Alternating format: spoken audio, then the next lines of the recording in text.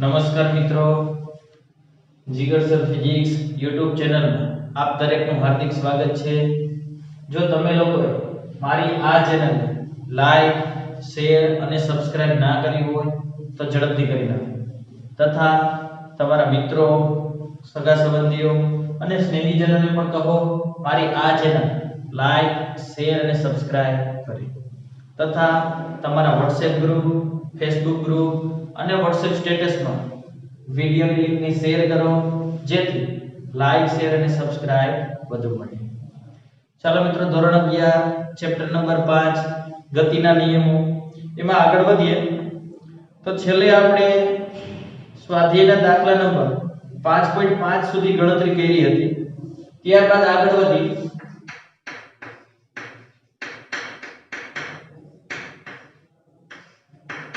5.6 દાખલા નંબર એવું કીધું કે 3 કિલોગ્રામ દળ એટલે m આપી દીધા કે ભાઈ m બરાબર 3 કિલોગ્રામ. આ દળના એક પદાર્થ ઉપર લાગતું અચળ બળ અચળ આપેલું છે ભાઈ. અચળ બળ આપેલું છે તો તરત જ કંઈક યાદ આવવું જોઈએ. બળ અચળ હોય એટલે ઓલા ચાર સૂત્ર આવે. અહીંયા આપણે લખી નાખી ચાર સૂત્ર.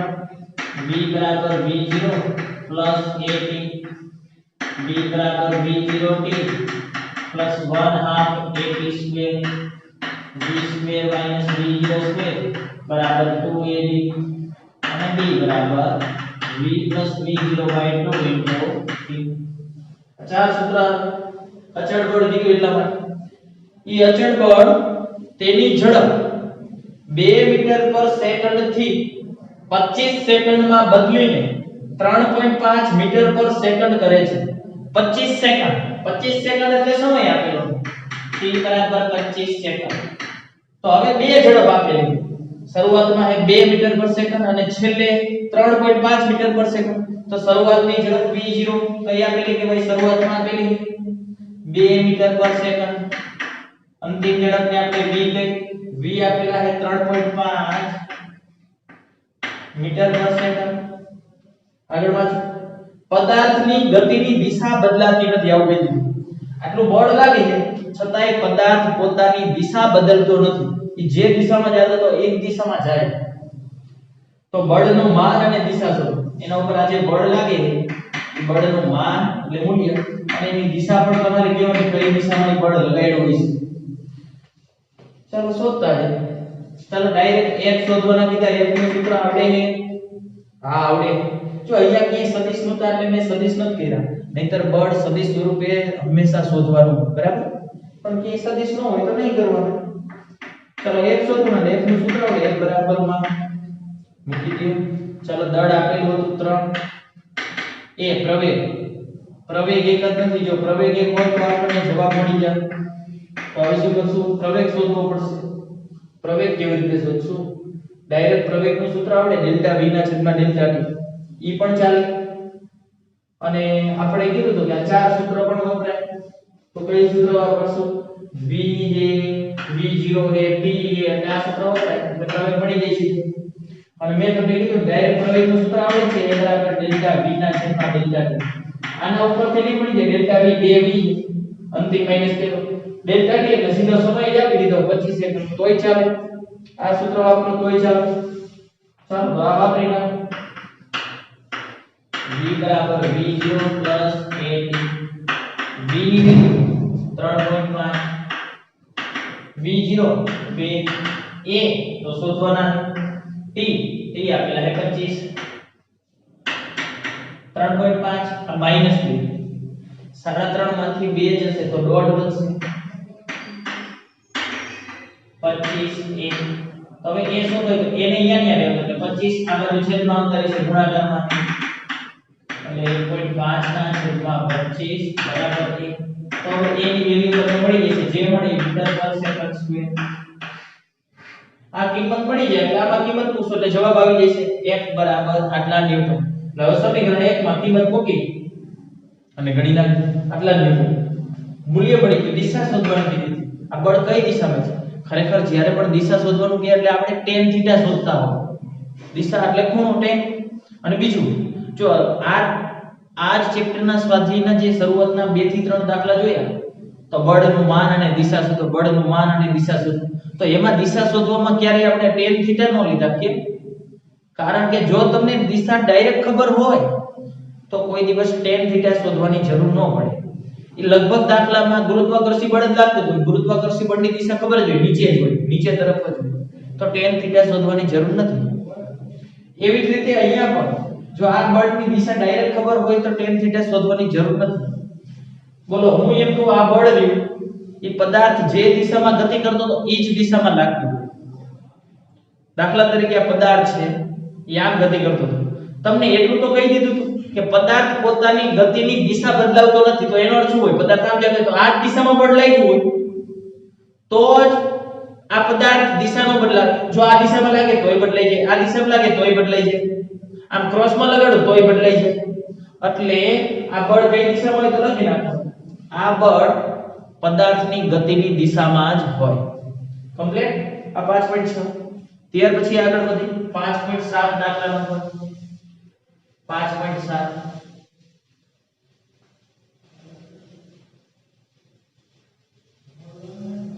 ચલો 5.7 દાખલા નંબર એમાં શું કીધું જો 5 કિલોગ્રામ દળના એક પદાર્થ પર 5 કિલોગ્રામ દળ એટલે એમ આપેલું 5 કિલોગ્રામ દળના એક પદાર્થ ઉપર પરસ્પર લંબ એવા બે બળ 8 ન્યૂટન અને 6 ન્યૂટન લાગે છે. આ એક પદાર્થ 5 કિલોનો, આના ઉપર બે બળ લાગે. ની બે બળ કેવા છે? લંબ છે એવું કહી દીધું, એકબીજાને લંબ. દાખલા તરીકે એક આ દિશામાં લાગે અને એક આ દિશામાં લાગે. એવું ફરજિયાત નથી આમ ને આમ જ દોરો. અરે ભાઈ આમ અને આમ પણ દોરી શકું, આમ અને આમ પણ દોરી શકું. અરે આવી રીતે પણ દોરી શકાય. એક આ દિશામાં લાગે તો એક આ દિશામાં, બે 90 હોવો છે, બરાબર? ગમે તેમ દોરી શકો, પરંતુ બે બળ લંબ રૂપે લાગે છે એવું કીધું. કયું બળ કઈ દિશામાં એવું નક્કી નથી, પણ લંબ છે તો ગમે તેને નામ આપી દો. આ બળ કેટલાનું હતું? આ બળ આપ્યું તો એક 6 ન્યૂટન આપેલું છે, એક 8 ન્યૂટન. દાખલા તરીકે આ 6 ન્યૂટન, આ 8 ન્યૂટન. ખબર નથી હો કયું કયું છે. અહીંયા 6 લખી શકો, અહીંયા 8 લખી શકો, હાલે. પદાર્થના પ્રવેગનું માન, આ પદાર્થનો કુલ પ્રવેગ છે, પ્રવેગનું માન અને આ જ પ્રવેગની દિશા પણ કહેવાની તમારે. કુલ બળ અને કુલ દિશા. હવે સમજો, જો અત્યાર સુધી એક જ બળ લગાડતા હતા, અત્યાર સુધીના દાખલા ગણ્યા એમાં એક જ બળ લાગતું. એક બળ લાગે તો F આપેલા કરે, F બરાબર માં મૂકો એટલે સીધો જવાબ આવી જાય અત્યાર સુધીના દરેક દાખલા. હવે બે બળ આવ્યા તો બે બળ હોય એટલે કુલ બળ કઈ દિશામાં લાગે એ ગણવું પડે. એક આમ ખેંચે એક આમ ખેંચે એટલે પરિણામી અહીંયા ક્યાં કઈ છે ખબર નથી હો, અહીંયા ક્યાં હોય કુલ બળ એમ. હા કે ના ખબર પડી? એક બળ હોય એટલે ઈ જ કુલ બળ થઈ ગયું. 8 F બરાબર માં તો ડાયરેક્ટ મૂકી. પણ હવે બે બળ તો આપણે જે જો ડાયરેક્ટ સરવાળો ન થાય, બળ સદિશ રાશિ છે, ડાયરેક્ટ સરવાળો ક્યારે ન થાય. એટલે પહેલા આપણે કુલ બળ શોધવું પડશે. કુલ બળ શોધી જાય પછી એ મળશે. કુલ બળ મળી જાય, ચાલો એ નું સૂત્ર આવડે છે? નથી આવડતું. અને આમાં એવું નથી કીધું કે બળ અચળ છે કે ભાઈ અચળ પ્રવેગી ગતિ કરે. તો આ બળ કયા એ કયા સૂત્રમાં આવે તો આપણને ખબર છે F બરાબર માં સૂત્રમાં આવશે. તો આમાંથી પ્રવેગ શોધવો.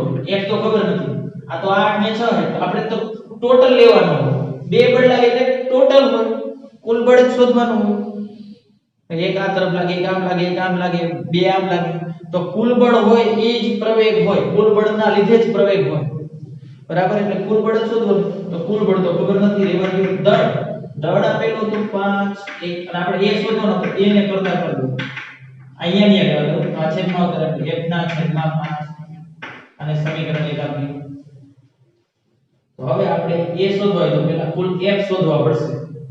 કુલ F એટલે F નું મૂલ્ય. પણ કુલ બળ એટલે બે બળનો સરવાળો F1 F2. હા કે ના? બે બળનો સરવાળો. અને બળ સદિશ રાશિ એટલા માટે સદિશ કરવા પડશે કારણ કે એક આમ લાગે એક આમ લાગે એટલા માટે. ખ્યાલ આવ્યો? હવે સદિશનો સરવાળો ક્યારે થાય? અહીંયા હોય. ચાલો આ બળને F1 કહી દીધું, આને અહીંયા લખાવો, આને F1 કહી દીધું, આને F1 કહ્યું, આને F1 કહ્યું, આને F2 કહ્યું, એના કોઈ ફરક નથી પડતો. આને અહીંયા લખાવો અહીંયા ઉગમ બિંદુ લઈ લ્યો તો આ બિંદુનો એમ થાય f1 0 આના એમ થઈ જશે 0 f2 ભાગેના અક્ષ ઉપર છે અક્ષ ઉપર તો એમ છે આ x અક્ષ ઉપર એટલે ym 0 આ ym ઉપર છે એટલે xm 0 f1 ની વેલ્યુ તો ડાયરેક્ટ ખબર છે 6 0 અને 0 આ f2 કરો સરળ 6 + 0 એટલે 6 0 + 8 એટલે 8 ન્યૂટન આપણે તો મૂલ્ય જોઈએ તો મૂલ્ય જોઈતું તો હવે ડાયરેક્ટ આપણે કે મૂલ્ય 6 નો વર્ગ + 8 નો વર્ગ 36 + 64 કેટલું આવશે 100 એટલે કે 10 ન્યૂટન એક મળી ગયું 10 ન્યૂટન તો હવે સમીકરણ 1 માં કિંમત મૂકી દે સમીકરણ 1 માં કિંમત મૂકો એટલે પ્રવેગ મળી ગઈ છે બરાબર પણ પ્રવેગની દિશા કઈ તરફ હવે અહીંયા છે વેગ બરાબર માં આની જે દિશા હોય ને ઈ જ આની દિશા હોય બોલો આની જે દિશા હોય ઈ જ આની દિશા હા કે ના તો બળ કે કારણ કે આની દિશા નથી આની જે દિશા હોય ઈ જ આની દિશા તો આ કઈ દિશામાં બળ કઈ દિશામાં હતું આ દિશા હવે આ દિશા આપણે નક્કી ન કરીએ કઈ કહેવાય હમણાં જો આ હોય તો આપણે એમ કહીએ કે 6 ન્યૂટનની દિશા ના હોય તો કે 8 ન્યૂટન તો આ કઈ દિશામાં છે એ નક્કી ન થાય એટલા માટે શું કરાય તો હવે આમાં tan θ શોધવો પડશે તો tan θ બરાબર y ભાગ્યા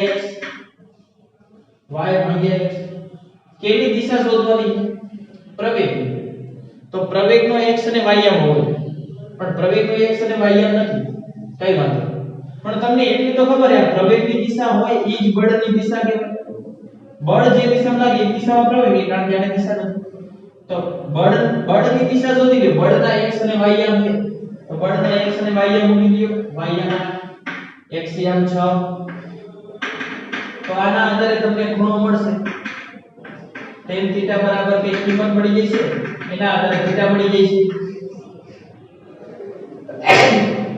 હવે મને જો આ θ કોની સાથે મળે નજીકની x અક્ષ હવે આમાં નજીકની x અક્ષ આ થાય એટલે આની સાથેનો ખૂણો મળે એટલે 6 ન્યૂટનના બળની સાથે કુલ બળ આટલો ખૂણો બનાવે આ દિશામાં હોય કુલ બળ આ દિશામાં હોય તો બળ એ દિશામાં તો પ્રવેગ પણ એ જ દિશામાં કહેવાય ખ્યાલ આવ્યો ખબર પડી છે સમજાઈ ગયું એટલે આ દિશા ઈ બળની દિશા બળ હોય એ દિશામાં પ્રવેગ તો પૂરો થઈ જાય દાખલો બીજું કદાચ આપણે અહીંયાથી સદિશની શરૂઆત કરી હોય સદિશ કારણ કે બધાય બળ અલગ અલગ દિશામાં લાગે તો સદિશ લેવો પડે તો આપણો અહીંયા આવું થઈ જાય a સદિશ તો અહીંયા તમને a સદિશ બરાબર f ના છેદમાં 5 મળી જાય તો f શોધવા ન પડે બીજી રીત તો પહેલી રીત તો તમને સમજાય છે આ રીતે હવે બીજી રીતમાં મેં એમ કીધું કે અહીંયા સદિશ લીધા હોય તો f સદિશના છેદમાં તો અહીંયા નું મૂલ્ય ન શોધવું પડે ચાલો તો f સદિશ તમે અહીંયા તો a સદિશ બરાબર શું કરી નાખે તમે f સદિશ એટલે 6 ના છેદમાં 8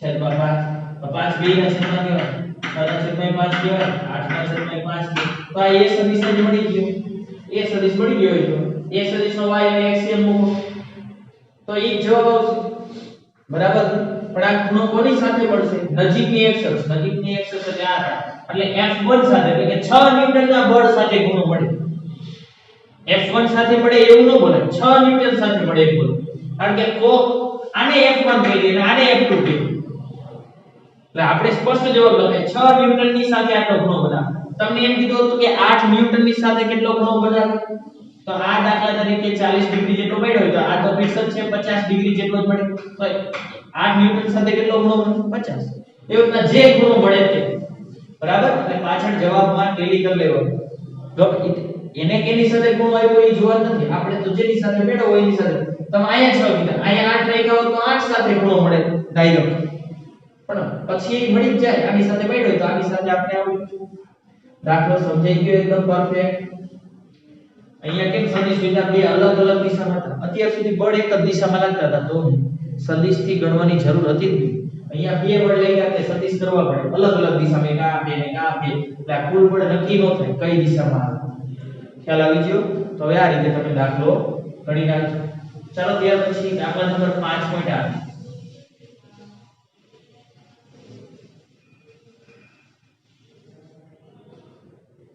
5.8 દાખલા નંબર શું કીધું છે જો 36 કિલોમીટર પ્રતિ કલાકની ઝડપથી વાહન ચલાવતો એક ડ્રાઈવર રસ્તા વચ્ચે એક બાળકને ઉભેલો લીધો છે. આટલી ઝડપ આપેલી છે 36 કિલોમીટર પ્રતિ કલાક. આગળ જોઈશું ફેરવવા પડશે કે નહીં. જો બધું કિલોમીટર ને કલાકમાં હોય તો ફેરવવાની જરૂર નથી. આટલી ઝડપથી ગાડી ચલાવે એ ડ્રાઈવર એક બાળકને જોવે રસ્તા ઉપર ઊભો હોય અને તે બાળકને બચાવવા માટે તેનું વાહન 4 સેકન્ડ એટલે સમય આપેલો.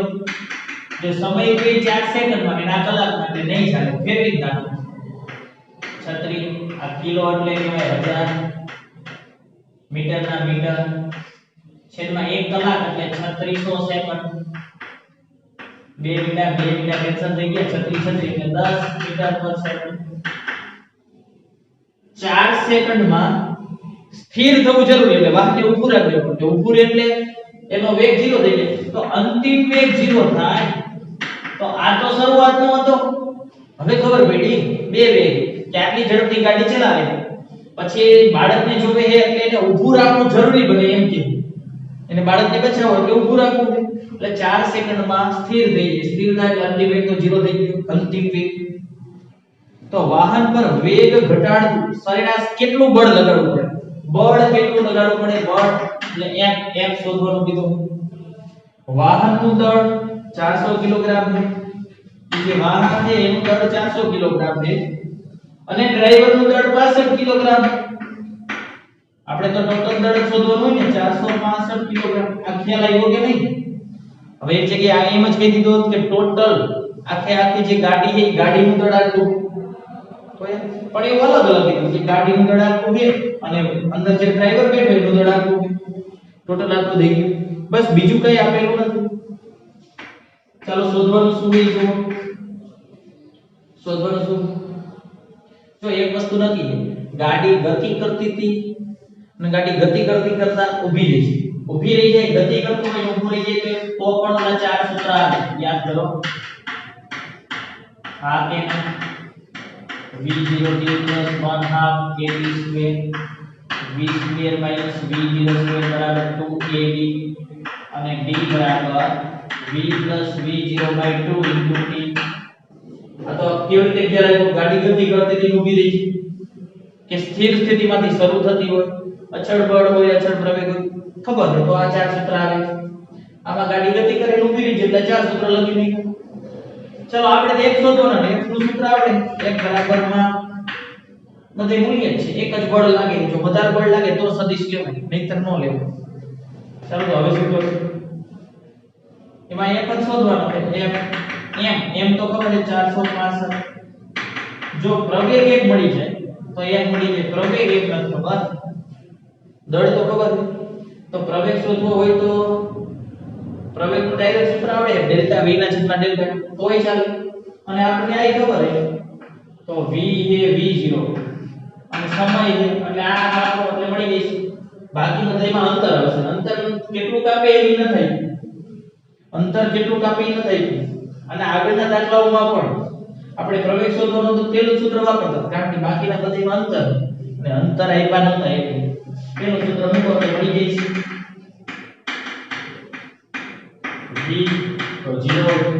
v0 10 પ્રવેગ નથી ખબર t 4 10 આગળ જો હશે +10 હતા -10 0 ન લખતા 4 1 ના થઈ જશે -10 ના છેદમાં 4 ગુણાકારમાં તમારે a બરાબર -2.5 મીટર પર સેકન્ડ સ્ક્વેર. કેમ માઈનસ આવ્યો પ્રવેગ?